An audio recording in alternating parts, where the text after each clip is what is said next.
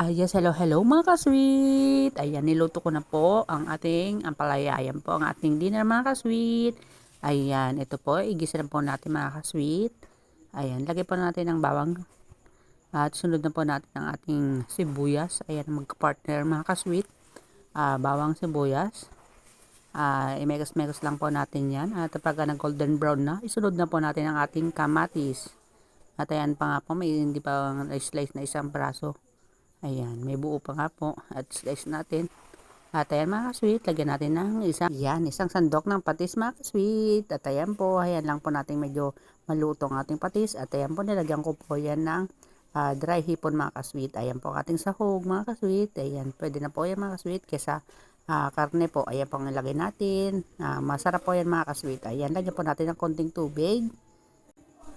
At ayan mga ka-sweet, pwede na po nating isunod dyan ang ating gulay. Ang ating ampalaya mga ka-sweet, ayan. Napakasarap po nating gulay ngayon, healthy ng ating ulam ngayong gabi mga ka-sweet.